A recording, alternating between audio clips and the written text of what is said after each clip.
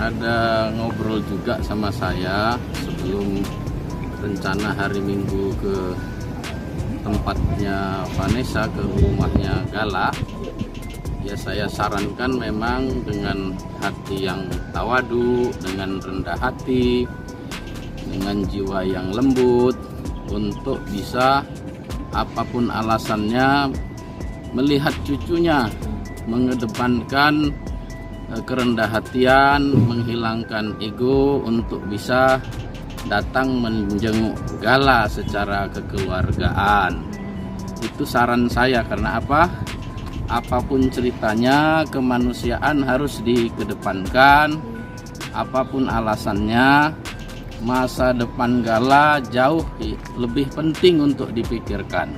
Jadi hilangkan egosentris, hilangkan ego keluarga. Mari dengan kepala dingin, dengan rendah hati. Halo Sobat Fakta, Bang Pin. Ketemu lagi dengan Bang Pin yang terus mengabarkan fakta viral seputar selebritas tanah air, yang terus saja bikin berita, dan dengan berita mereka tetap eksis di ranah media. Kali ini mungkin Anda yang terus mengikuti berita dari Dodi dan Vanessa sejak awal pasti tahu sosok ini, sosok yang timbul tenggelam di kubu Dodi Sudrajat. Sosok pria yang tampak selalu tersenyum dan berkepala pelontos ini saat ini menyatakan mundur dari kubu Dodi dan perseteruannya dengan Haji Faisal. Nah, bagaimanakah ceritanya, bagaimana kisahnya? Yuk kita simak saja kupas tipis-tipis fakta Bang Pin kali ini. Like, subscribe, and komen jadi ditunggu, dan jangan lupa selalu ada doa dalam setiap lentikan jarimu.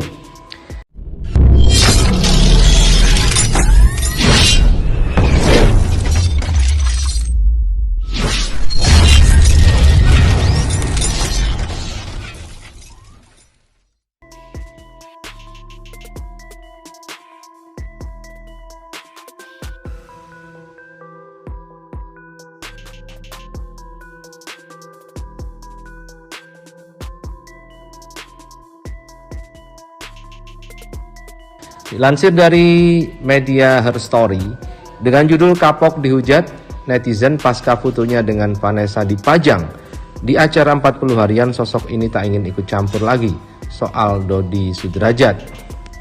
Perseteruan antara keluarga Dodi Sudrajat dan keluarga Faisal tampaknya belum juga menemui titik terang. Baru-baru ini Dodi kembali membuat heboh lantaran membawa banyak rombongan ke kediaman Haji Faisal dengan maksud mengajak sang cucu pergi. Namun, usaha Dodi tidak membuahkan hasil. Ia justru mendapat penolakan dari Faisal. Mungkin saya sampaikan di sini, memang tujuan Pak Dodi di sini baik. Dia ingin mencari Gala.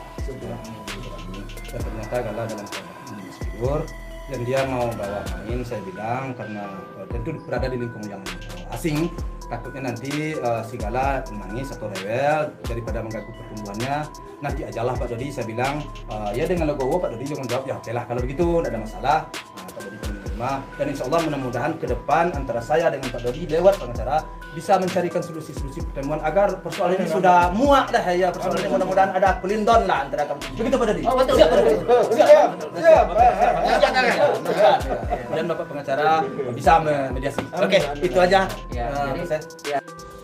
Muak dengan perselisihan yang makin memanas, sosok pria yang diduga berasal dari masa lalu Vanessa itu pun turut angkat bicara. Laki-laki yang sempat dipajang foto-fotonya dan membuat heboh di acara 40 harian itu pun merasa tidak nyaman dengan kegaduhan yang ada.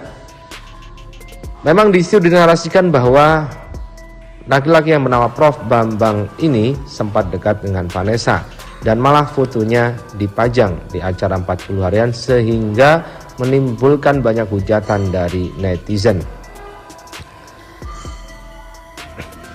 Pria bernama Prof Bambang ini mengaku merupakan sosok guru spiritual dari Vanessa dan juga Dodi Sudrajat. Ia mengaku sejak awal telah menyarankan jalur damai kepada Dodi dan keluarga, namun sarannya itu tidak diterima dan berujung perselisihan hingga kini. Sejak awal saya selalu menyarankan untuk menempuh jalur kekeluargaan, ujar Bambang. Kebetulan Pak Dodi bertemu, saya kasih saran untuk ditunjuk siapa yang menjadi mediator untuk bisa mendamaikan kedua belah pihak. Sepanjang niatnya baik, niatnya tulus, independen kita terima. Kita kedepankan hati nurani, jelasnya.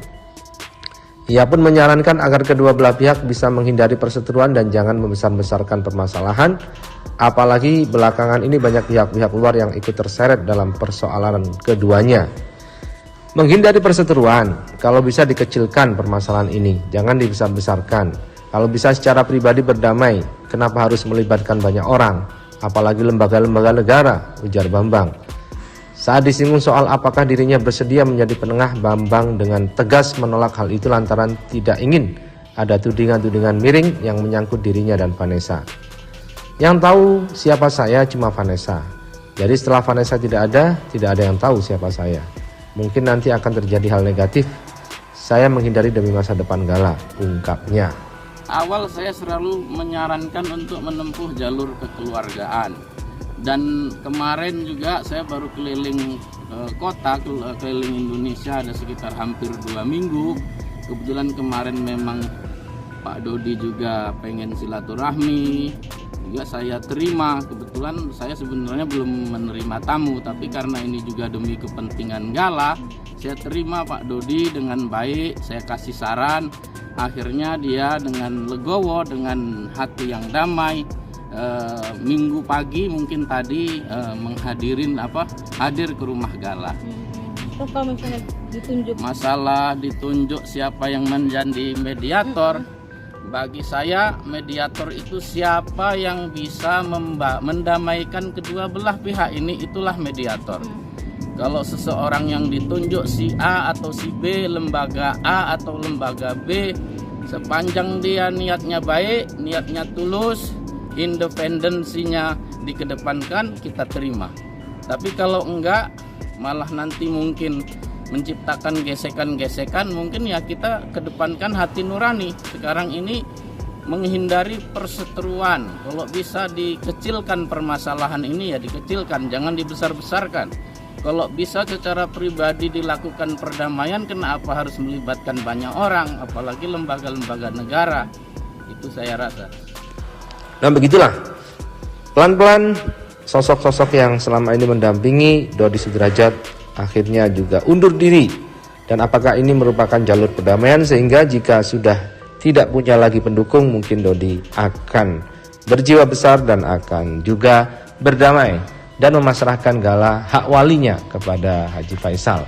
Sementara sidang juga sudah semakin dekat.